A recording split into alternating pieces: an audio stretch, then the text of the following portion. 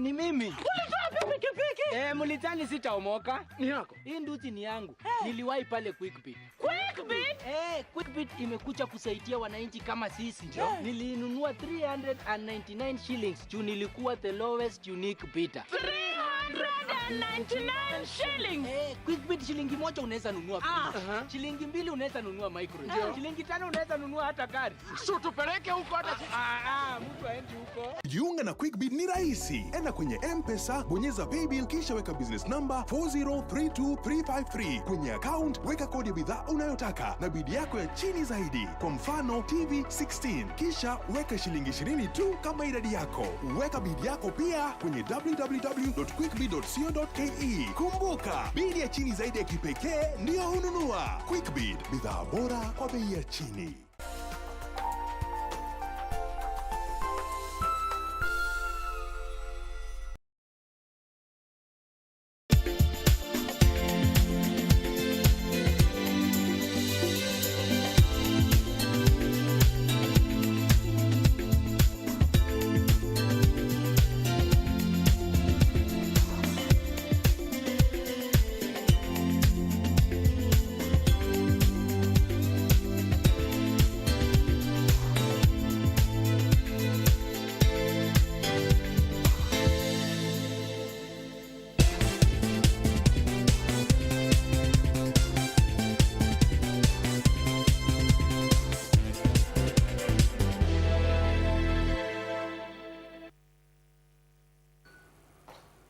Good afternoon. Welcome to Channel 1 Lunchtime News.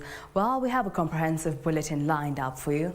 My name is Jacky, Wambiru. Sign language interpreter is our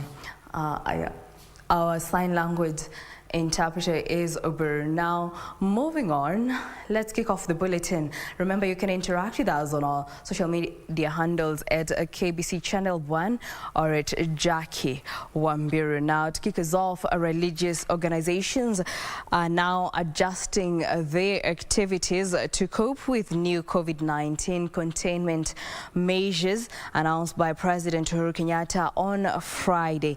A wedding in Naivasha among the first victim of the new COVID-19 protocols that caps wedding participants to 30. Organizers of the wedding that took place on Saturday, a day after the directive was issued, say the turn of events has come with heavy costs because they had already budgeted and paid for over 200 guests. A few hours after 8 p.m. on Saturday at Wangige town of Kiambu County, this was the situation. 23 people caught violating the new curfew hours were arrested, among them bar operators, boda operators and motorists. Honestly, jamaa amenisimamisha pale. Toka. Nikasimama mzee. Fungua mlango. Toka. Okay. Poleni lakini. A total of 11 motorcycles and 10 vehicles were impounded by police during the Saturday night operation. The suspects are said to be arraigned in court on Monday, with the operation set to continue. And this operation will continue until such a time when it will be deemed fit to stop it. This is not an ordinary time, and it's an extraordinary time, and extraordinary times call for extraordinary measures. So we will give it what it takes to ensure that we win this war. Nancy Okware, Channel 1 News.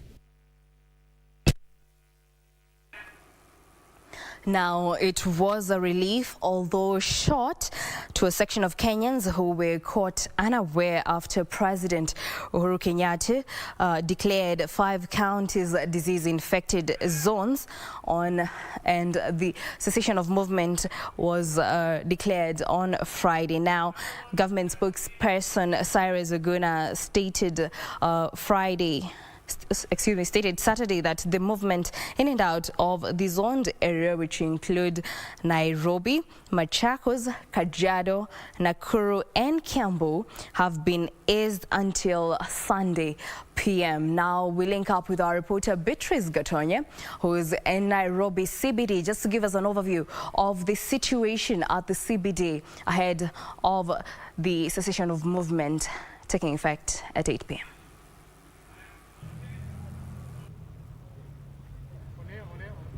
Thank you very much, Jacky Wambiru. I am coming live to you from Nairobi CBD just to look at how the situation is in terms of travelers who are leaving Nairobi to other counties. And let me just say that earlier today I have been to different bus terminals here in Nairobi, and quite a big number of people are leaving this town to other places, and most of them being students.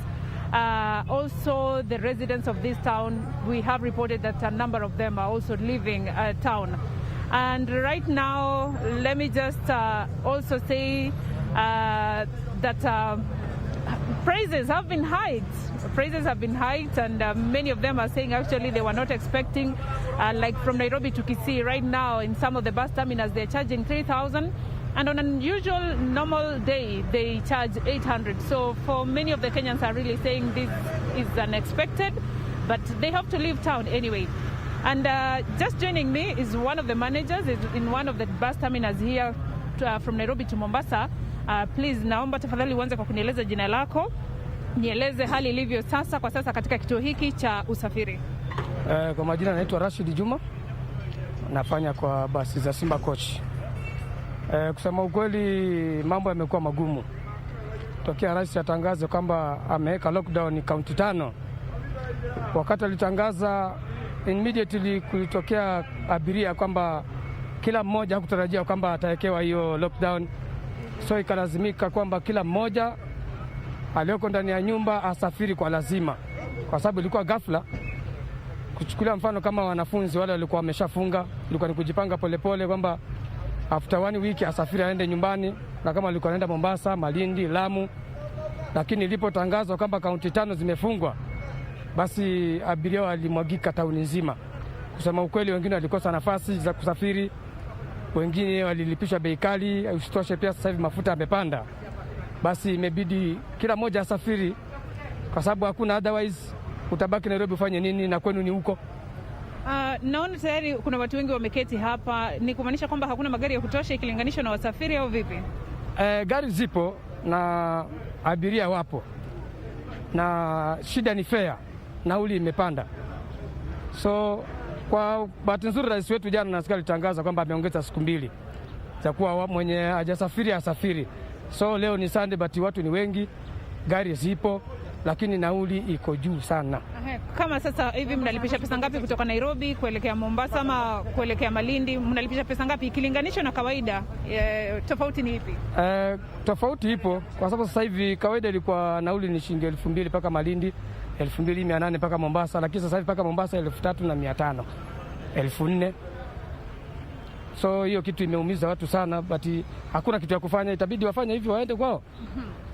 Kuna watu ambao wameibua wasiwasi kwamba baadhi ya watu ambao wanasafiri kutoka maeneo haya ambayo sasa yako kwenye lockdown, kwamba watasambaza ugonjwa wa corona zaidi katika maeneo ambayo hayana ugonjwa huo. Maoni yako ni yapi? Mimi naweza sema kwamba ni vizuri pia watu wa magari kama wamekatia abiria wawapime kwanza. Kuna vipimo vya kupima joto, wawapime. Mwenye atakuwa na tatizo basi azuiliwe, mwenye atakuwa hali yake iko sawa aruhusiwe kusafiri. kwa sababu sasa hivi anayesafiri hujui mgonjwa ni nani na hujui mzima ni nani. Katika kituo hiki mnahakikisha kwamba vipi social distance pamoja na guidelines za COVID-19 pia zinazingatiwa, kando na kwamba kuna namba kubwa ya watu ambao wanasafiri? Itabidi tufuate masharti kwa sababu iliyotoa masharti ni serikali. Huwezi tumia kichwa wewe mwenyewe juu eti abiria ni wengi, sasa unasema nichukue tu full. Hapana, kikamato utajitetea aje? Na ni sheria imewekwa.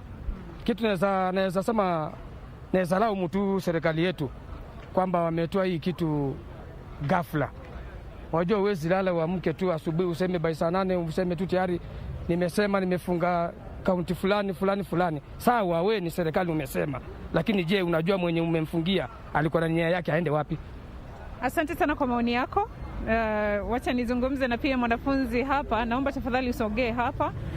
Umekuwa katika chuo kipi na je, umeathirika vipi na directives hizi ambazo kwamba zimesema kwamba ni muhimu sasa wanafunzi waweze kuondoka na hasa wanafunzi wa university students and colleges? Mimi naitwa Hamisi, jambo la kwanza natoka Kabete National Polytechnic.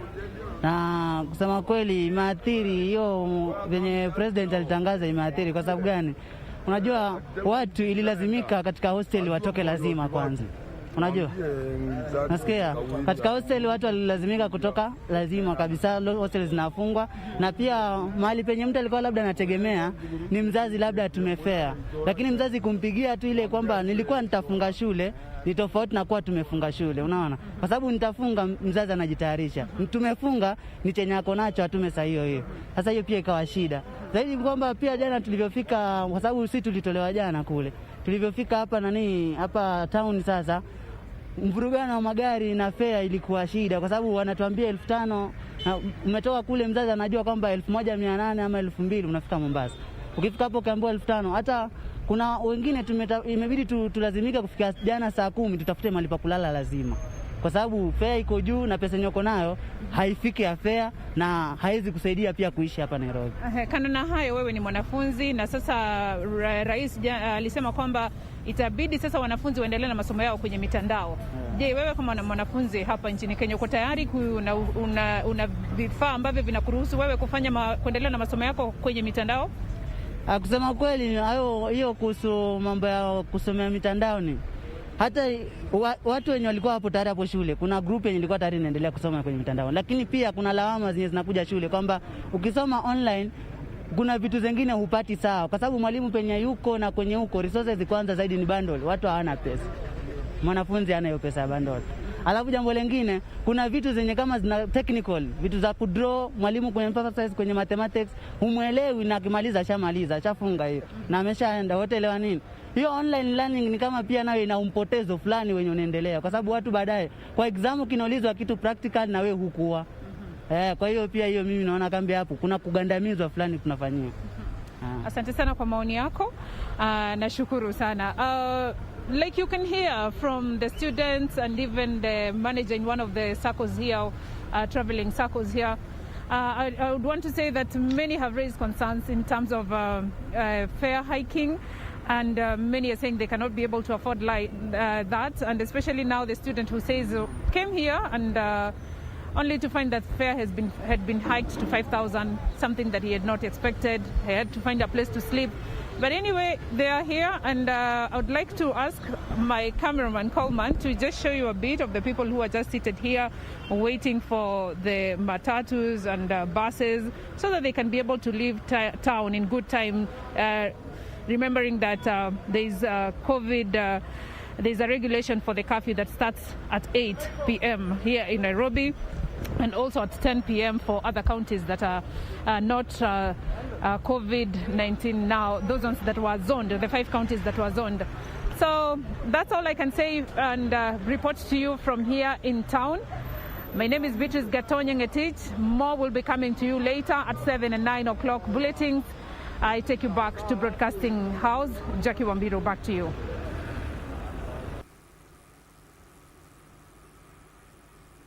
Well, that was our reporter Beatrice Gatonye live from the CBD. Well, remember, those who want to leave Nairobi, Nakuru, Machakos, Kiambu and Kajiado have until 8 p.m.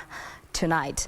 Now, this is after the government extended the cessation of movement moratorium to ensure that disadvantaged individuals have enough time to travel to their homes. We shall keep you updated on upcoming details on that report. Now, moving on.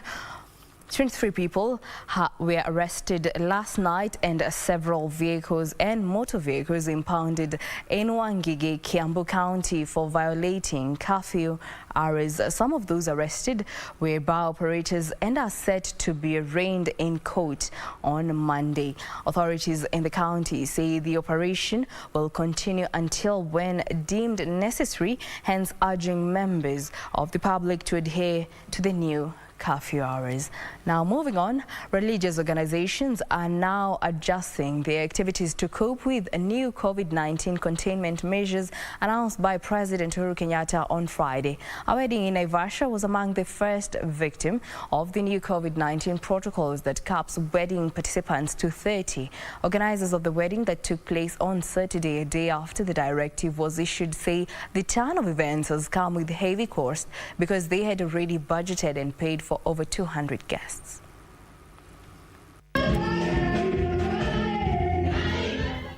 At the PCEA Kabati, all was set for the exchange of nuptials between Peter Mbogo and Paris Wanjira, a wedding planned since last year, with the guest list and venue budgeting for about 200 participants. The wedding vows was set to be exchanged Saturday. But a day earlier, the president made the big announcement that saw the introduction of new strict measures to curb the high infection rate of COVID-19 in the country, among them capping the number of wedding attendees to 30. The senior pastor at the church saying the new guidelines makes it easier to implement in the churches since smaller gatherings are easy to manage. Watu 30 kuwa manage si kazi kubwa sana, kuwa sanitize na kumake sure kwamba katika vile ambavyo wanakaa katika kanisa tumeweka social distance na yale mambo mengine ambayo yanastahili kuwekwa. Lakini ilikuwa ni changamoto na ningependa kuwahimiza wote kwamba kwa maana corona hii pamoja nasi tujaribu sana kuzingatia yale yote ambayo tunafaa kuzingatia. The bride's mother saying the new measures, though being implemented for the greater good, have seen them incur heavy losses. Na tulikuwa tumepanga chakula ya watu 200. Sasa tukashindwa chakula yote tutaipeleka wapi? Tumeshalipa mtu wa kupika, tumesha invite watu wametoka Kisumu, wametoka Mombasa. Hao watu wote walikuwa wamefika, watasafiri aje kurudi. They're now proposing that such announcements in future be issued with a grace period given for compliance. Ile nataka kuambia president wetu akitangaza kitu awe akitangaza na abie watu kutoka siku 3 4 ili watu hao wamejiandaa. During his address to the nation on the COVID situation in the country, President Uhuru Kenyatta spelled out new measures meant to curb surging cases of COVID-19 in the country, with new data putting the positivity rate of infections at 22%, the highest since COVID was first reported in Kenya. Caroline Kumar reporting for Channel 1 News.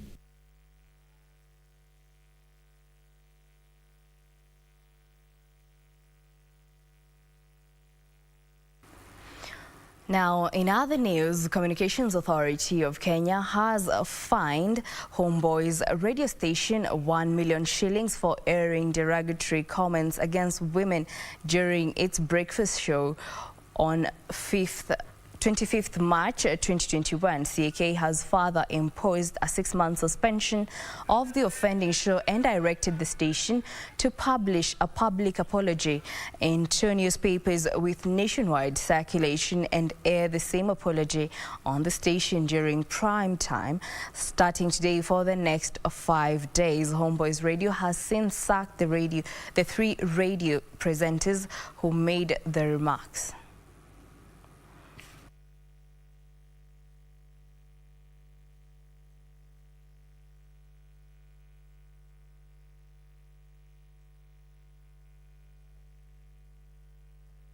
Broadcasters are required to observe standards of good taste and decency within the content of their broadcasts. Following an extensive review of the matter, the authority has established that the station had discussed sexual matters in an explicit and offensive manner and glorified sexual violence against women in blatant breach of the legal requirement for broadcasters to provide responsible programming. In light of the gravity of the foregoing breaches, and given that this is a repeat violation, the Communications Authority of Kenya has taken the following regulatory actions against Homeboys Station. 1. Levied a penalty of Kenya shillings 1 million. 2. Imposed a 6-month suspension on the offending show until the station demonstrates compliance with all statutory and regulatory requirements. 3. Directed that the staff of the station undergo training and sensitization on gender issues. This training should be certified and supervised by the National Gender and Equality Commission and evidence of compliance filed with the authority. 4. Directed that the staff of the station undergo training on the programming code by the authority. 5. Directed the station to publish a public apology in 2 newspapers with nationwide circulation and air the same apology on the station during prime time starting from today for the next 5 days.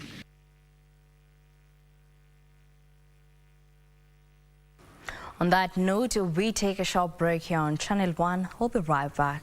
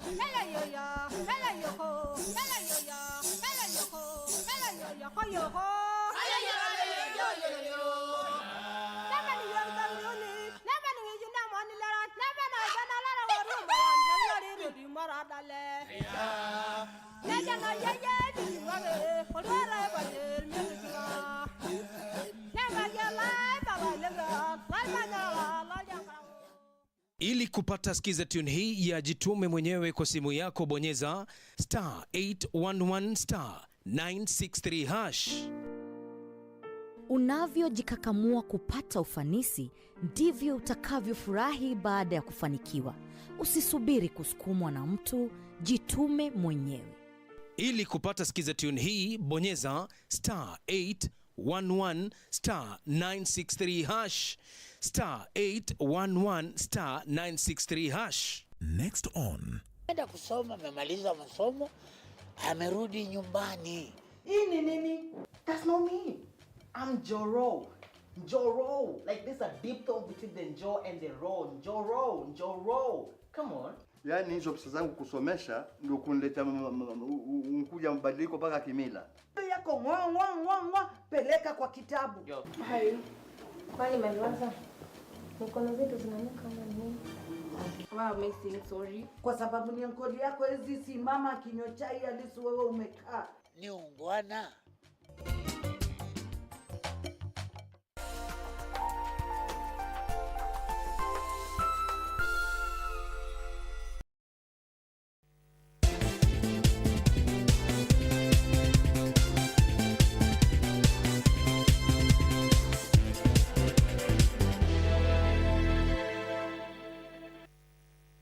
Welcome back. Now let's proceed. A family in Eastleigh, Nairobi County is seeking justice after the Akin died mysteriously after an electric pole fell on her.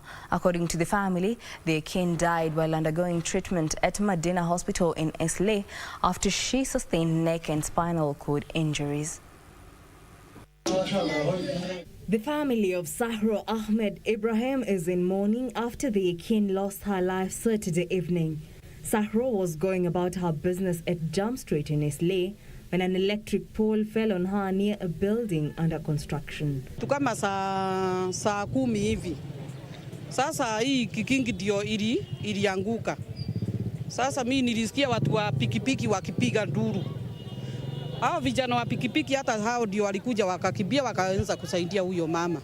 Sasa hiyo alikuwa amelaliwa na hiyo kikingi ya Kenya Power ya stima. Alikuwa anapita hiyo barabara, boli ya stima ndio alianguka. Akapata majeraha, akapelekwa kule kwa hospitali ya Madina, akakufia hapo. Alipata hapo kwa shingo na mgongo. Alifunjika mara kadhaa ile uti ya mgongo. According to her family, Sahro, a mother of 7, was the breadwinner in her family, a situation that is now threatening the livelihoods of the family. Marehemu amewacha watoto 7 na alikuwa mama ambaye nimetegemea kubwa sana. Mama apate haki yake kwa sababu mtu ameumia na amekufa na amewacha watoto ambapo kuanzia miaka 10 na kitu mpaka miezi 6. Kwa hivyo tunaomba serikali iingilie kati, ichukuliwe hatua. The family, which is now seeking justice, has accused the Kenya Power and Lighting Company and the Nairobi and Water Sewerage Company for alleged negligence. Kenya Power Light na anafaa akaramie kila kitu. Pia wapili wa kulaumiwa ni watu ya nasemekana watu ya wanyumba.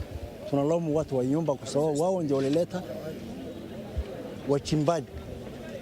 Kwa sababu sio watu wanakuja tu kuchimba, wahusika wabili ni mwenye nyumba. Kwa sababu yeye ndio alikuwa analaumiwa zaidi. Kwa hii kifo ya mama ni mwenye nyumba na watu wenye walikuwa wanajenga heshima juu walikuwa wanaona kuna post na haijaenda chini kabisa na bado wanachimba shimo. Ukishimba mahali kama hapa na unajua kuna watu wanapita na kuna posti za stima, unafaa ukuwe makini sana. Juu unaweza leta hatari sana kwa wanapitia kwa kililia wahusika kama Kenya Power, Nairobi Water na wengine chukue hatua haraka wasaidie hii familia ambapo mamao alikufa kwa hiyo kikingi ya stima ambapo iliangukia akiwa anapita barabara.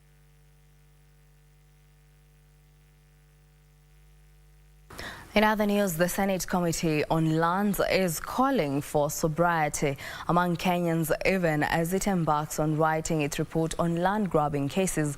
The committee says it's working to ensure that those whose lands have been grabbed in Voi and Mwatate sub-county get justice. The Senate Committee on Lands, Environment and Natural Resources is calling for patience among Kenyans in Voi as it expedites cases of land grabbing in Mwatate sub-county. The committee that completed its 2-day tour in a fact-finding mission on petitions presented to the Senate on land disputes by Maktau and Msambweni residents in Voi who claim land grabbers have pushed them to being squatters, says its report will ensure aggrieved parties get justice. Na lazima sasa tuseme haitaendelea tena. Na kusema haitaendelea tena, lazima kuwe na kitendo ya mtu kama huyu ambaye anakataza watu kuja kwa shamba yao, aone akiondolewa kwa shamba, anaweza kurudi kwao India. Hapa ni kwetu. Tumesema tutafute mbinu na Ministry of Lands ili yale maombi yenu vile yalivyo kwamba labda ile shamba ambayo itawatosha ni zaidi ya ekari 150. Ni kitu ambacho kinawezekana. Kwa sababu baada ya hapa tutaita bado NLC, tutaita bado Ministry of Lands, tuwaulize je, ni njia gani tutakayotumia kama Senate ili watu wa Mkameni original wapate shamba zaidi. In another petition, Machungwani residents and Mkanyani residents in Taita Taveta County want the government through the Ministry of Land to subdivide the land for them amid claims that a private developer was intimidating them in their ancestral land. Babangu mzazi ambaye amenizaa tukiwa kwa shamba hili sahi akiwa na miaka 86. Mzee wangu babake wamekuwa kupigania ardhi hii. Mwanjala, nimekuja tupigania ardhi hii. Haki yetu iko wapi? Kwaomba mtupe ukweli. Kwa sababu mnapokaa hapa mnatumia pesa za wananchi. Kama Senate team mlikuja mara ya kwanza, ndugu yangu mwenyekiti wa ardhi tume hiyo akasema mtatupa jibu baada ya mwezi. Tumekuwa tukifanya follow ups, mko na kopi zetu, hatujapata ukweli. Sasa mkiona watu wanakuwa na kiburi namna hii kwa serikali kuu iko hapa ya kitaifa ya Senate, hawa wananchi wanaweza kufanya nini hapa? Si kitu kama hao. Mtu anawanyanyasa mbele yenu wakubwa hivi, sasa kiburi yuko hapa. Na mnaona anashirikiana na polisi wa Kenya Police. Residents claim that the developer is currently destroying cemeteries in the land to clear evidence that land belonged to residents. For Channel 1 News, I'm Gladys Mungai. Religious leaders are now calling on parents to play a key role in ensuring there is no moral decadence amongst the children during the long holidays. A section of religious leaders who took issue with the majority of parents whom they claim have abdicated their parental role, leaving their children open to moral decay. Speaking during a public lecture at the Masjid Shibu Mosque in Mwembetayari, Mombasa, organized by the Al-Azhar Muslim community from Egypt, the sheikhs challenged the parents to be in the first lane in shaping the future of their children. Leo imekuwa watoto hawasikii wazazi kwa sababu siku zote wazee wanasema udongo hupatilizwa ukalimaji. Sasa leo utakuta sisi tumeacha mila zetu, tumetukua mila za watu wengine kwa sababu mtoto anaangaziwa kwa miaka 5 ya mwanzo. Ile miaka 5 ya mwanzo ndio muhimu wa mtoto kuweza kumlea ili kupata akhlaki na nyendo nzuri. The lecture majored on the importance of saving a generation, with the sheikhs arguing that most youth are now indulging into drugs, especially in the coastal towns. Leo tukiangalia vijana walivyoharibika, tukiangalia mazingara yalivyochafuka, tukiangalia madawa ya kulevya yanavyowamaliza watoto wetu, tukiangalia mabanati wetu mimba za mapema, msichana mdogo, wasichana wadogo leo wanazaa. Tumeona wanafanya mtihani wakiwa katika maternity na mambo kama hayo yote, kwa sababu kumekosekana tabia nzuri na imeanza juu mpaka chini. The religious leaders at the same time called on religious groups to embrace diversity, saying it was a key component for peaceful coexistence. Wakristo, Waislamu, Wapagani, Wabaniani, kwamba kila mmoja ana akhlaki yake kufundisha watoto wao. Ndio takuta kwa nini leo watoto wa Kibaniani, mbona watoto wa Kiasia kwamba hawatoki katika mila yao, kwa sababu wana vyombo vyao ambao wanawalea wale watoto wao. Sisi imekuwa ni mtanganyiko tutu kwa ufu. Leo utaona kwamba jamii hawajui kuombeana msamaha, kusema pole, kusema nisamehe, kukubali nimekosea. Haya ni mambo yamekosekana kabisa, na ni mafunzo ambayo kwamba yalosababisha ulimwengu kuwa mzuri. Kwa hivyo wamekuja kututanabaisha kwamba turudi katika asili yetu, turudi katika tabia mzuri. The Al-Azhar community has played a critical role in bringing together communities to advance the importance of religion in different parts of the world.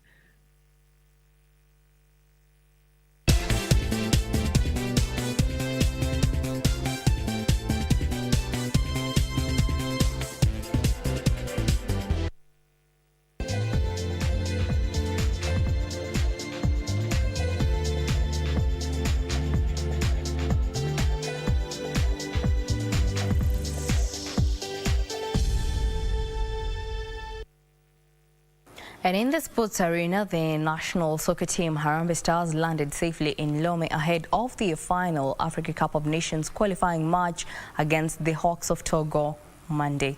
Now, the match has an impact as both teams have already been bundled out of the qualifiers. The national team will hold training sessions today ahead of the tie.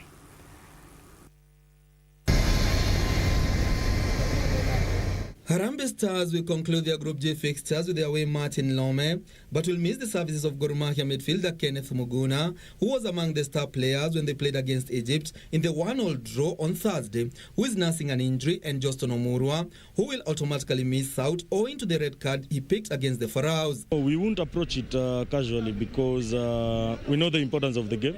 This is Africa, anything can happen. So we are going to take this game very seriously. And apart from that, we need to also win this game for the coach and for the federation. The morale is good because I think it's been boosted because of the last match we played against Egypt. It was a good match, good performance, despite the results came out the ones we didn't expect. But I think we are motivated and ready to go and play a good match and as well get the 3 points. The Jacob Gostumule charges have already been bundled out of the qualifiers after picking just 4 points and are currently placed third in Group J. Powerhouse Egypt and underdogs Comoros have already booked their tickets to Cameroon from the group. Harambee Stars will use the Togo match to gauge upcoming players ahead of the 2020 World Cup qualifiers, which will kick off in June. Kenya has been drawn in the same group alongside Uganda Cranes, Amavubi of Rwanda, and Eagles of Mali. Karanja David for Channel 1 Sport. England manager Gareth Southgate has selected Nick Pope as his starting goalkeeper for the World Cup qualifier match against Albania. The Burnley shortstopper, who started in Thursday's 5-0 win over San Marino, appears to be first choice behind the injured Jordan Pickford. Meanwhile, Portugal failed to secure a win after being held to a 2-2 draw by Serbia as Netherlands secured a 2-0 victory over Latvia. Romelu Lukaku rescued a point for Belgium in their World Cup qualifier with the Czech Republic in Praha. The two sides, who are 11 points, were chasing top spot in the group. Lucas Provod put the hosts ahead in the 50th minute before Romelu Lukaku leveled in the 60th minute. In another match, Liverpool's Diogo Jota scored 2 headers for Group A favourites Portugal before Serbia fought back to force a draw. Portugal showing that they can be direct. And that's been headed in. It may have been an own goal by Milenkovic, but Diogo Jota coming in behind. And Portugal make the breakthrough. Plenty in support. And it's a second goal for Diogo Jota. Having made those 2 changes at the interval, looking to get back in this, and they pulled a goal back. Alexander Mitrovic trying to bustle his way into the 6-yard area. Donjic. And they pulled it back to 2-2. However, Cristiano Ronaldo stormed off the pitch at full time when he was denied a stoppage time winner in the 2-2 draw in Serbia. Meanwhile, England will face Albania in their second qualifier. England manager Gareth Southgate has stated that Nick Pope will be his starting goalkeeper for the World Cup qualifiers against Albania and Poland later this week. The Burnley player, who started in Thursday's 5-0 win over San Marino, appears to be first choice behind the injured Jordan Pickford. The other keepers in the squad are Manchester United's Dean Henderson and West Bromwich Albion's Sam Johnston. In other matches, Germany will face Romania, Spain will take on Georgia, while France will be up against Kazakhstan.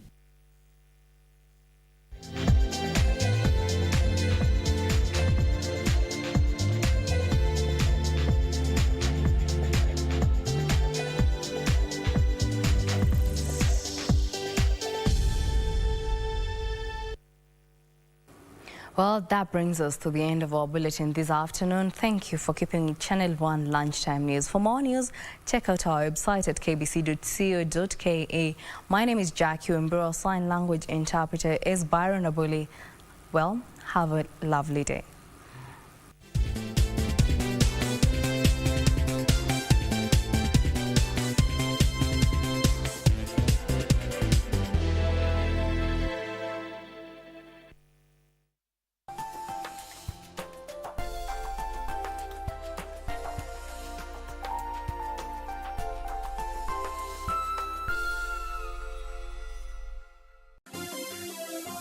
Vera Beauty College. Vera Beauty and Fashion College, with branches in Nairobi, Eldoret, Thika and Meru. Did you know that we are a TVET approved institution? We offer courses in fashion design, interior design in soft furnishing, event decoration, flower arrangement, event planning, hairdressing, barbering and dreadlocks, beauty therapy, makeup, nail technology, spa massages, teaching skills, TOT, solo business management, and many more. Register now and visit our website on www.verabeautycollege.com. You can also call on 0725 923 550 Nairobi branch, 0728 087 689 Eldoret branch, 0722 22 7428 Thika branch, 0725 000 706 Meru branch. Vera Beauty and Fashion College, a TVET approved institution.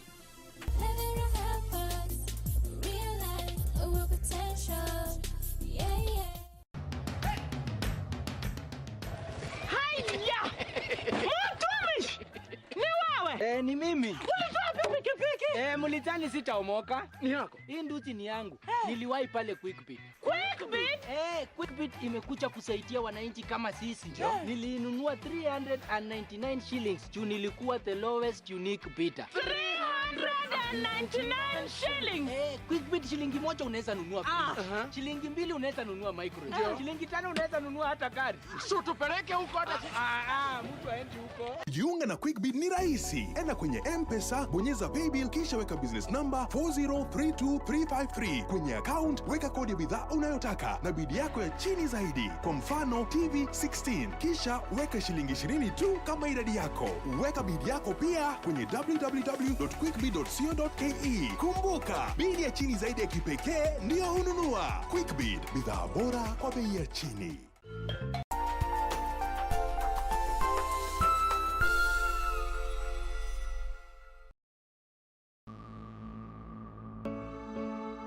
We are here and we are strong. Let's be counted as we move on.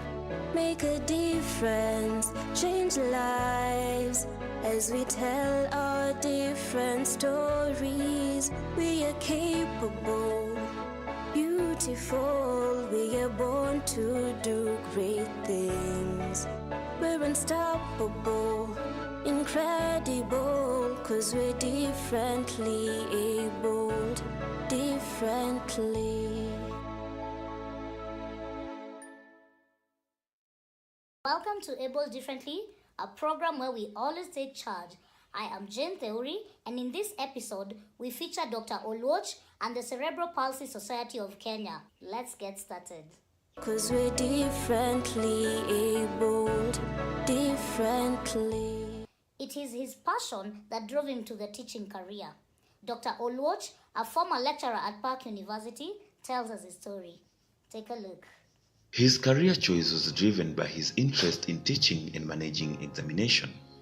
I'm Dr. Oluoch Ogola.